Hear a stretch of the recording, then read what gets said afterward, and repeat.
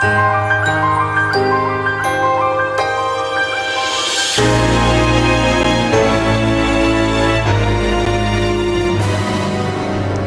hey guys, welcome back to Tethan Props. Today I'm going to be showing you how I went about making the Master Sword from Legend of Zelda. So the first thing I needed to do was obviously make a 3D model. This one took quite a while to model. It's a pretty intricate design, but in the end I came up with my hollow lightsaber hilt that was easy enough to chop up and chuck on the printer and print it out. It was in 3 major sections: middle section, top section, and the bottom pommel. So I printed this on my Anycubic Mono X. It's a great big printer. Could print this in one single piece. So it took about maybe 15 hours because I did a pretty small layer height, which means it takes a lot longer. And after that, always make sure you pull off your pieces, clean them properly, chuck them in your UV box and give them a good cure so that they're fully strong, hardened and cured.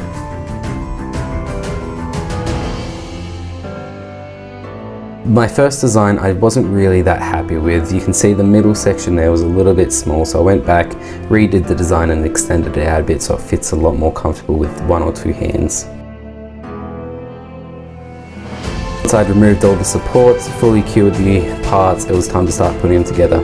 So I have my extra parts here. There's 2 couplers and a bit of PVC. So the couplers are really good because they slide in the top there, and because it's 1 inch size, they fit 1 inch lightsaber blades really well.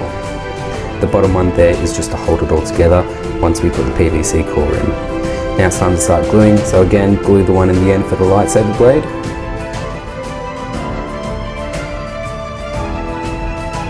And then glue the one into the pommel to hold the lightsaber together.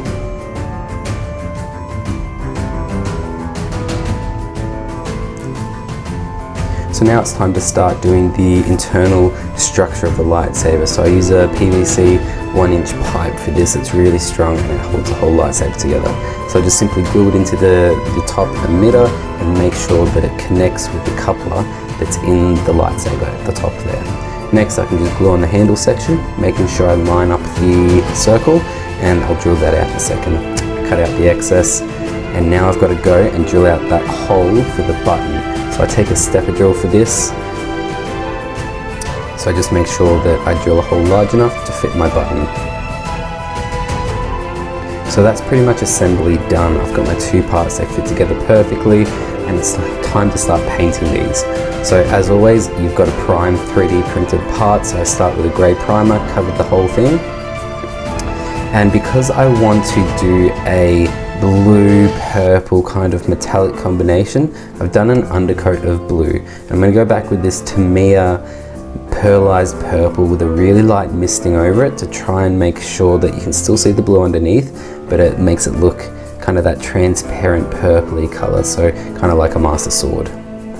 So after putting down that purple, it worked out really well. It was exactly what I was after. It's a little bit hard to tell in the video here, but in person you can tell that there is definitely a blue undertone to this, and it looks really good and exactly what I was after with this paint job, so I'm very happy with that. So the next thing to do was to paint on the gold highlights. So this one was kind of tedious, but you've just got to do it. So taking my Tamiya gold leaf paint and just painting over all of those areas on the Master Sword that have gold highlights.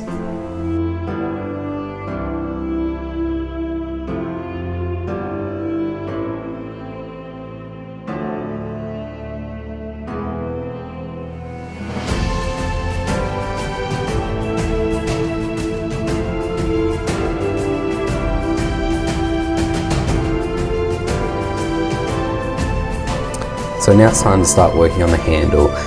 I purposely made these grooves in the handle to allow me to inlay some leather into the actual handle. So I've got this green fake leather, works perfectly, and I need to cut out some strips of it that will fit into those grooves. So just I needed a lot of green because it wraps around quite a few times. So I essentially just cut out my strips, got the super glue out and just started inlaying it. I was being really careful not to get super glue everywhere because this is kind of the point in the build where you can't really go back and repaint. So if I happen to damage the blue or the purple paint, it was kind of game over at this point. So being really careful with that super glue, make sure not to put too much on, and just inlaying all that green leather throughout the handle. And I had to do this on both sides because the handle splits in the middle of the Master Sword handle, which means I've got to do the top and the bottom still.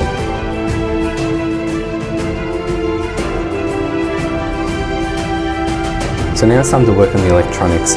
I use this 200 lumen Arlec USB torch.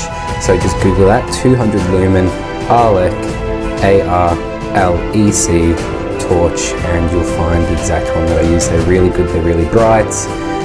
They have 3 modes. It's like a flash, a low light, and then a bright light. So grab one of these if you want to make a lightsaber like this. I use them for all of my single LED lightsabers. They're really great to use.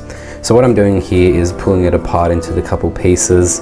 If you can't figure out how to pull it apart, just rewatch this and you can see exactly how to do it. So essentially what I'm trying to do is break it down into the components. I need the button, the internal structure, and as well as the lens.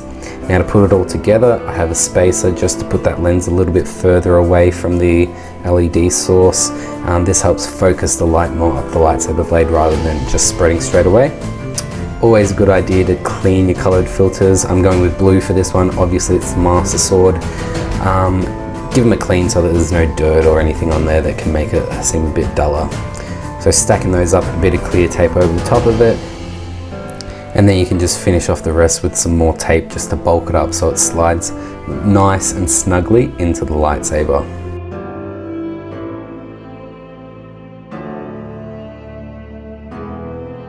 So there we have it, that's our internal electronics. Double check that they work before you chuck it in so you don't have to try to pull it back out. And then simply slide it up into the lightsaber.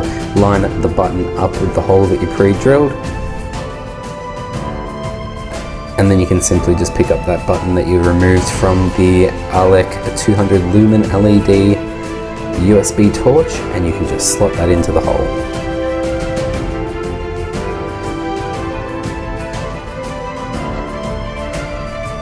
And there we have it. So just double checking the lightsaber still fits nice and snug, and that's it. Now onto the shots. So thank you very much for watching, guys. I hope you enjoyed the build of this Master Sword lightsaber. It turned out really good. It's got a nice feel to it and looks bloody awesome with that blue undercoat and the purple highlights. So thanks very much for watching, and I'll see you on the next one, guys.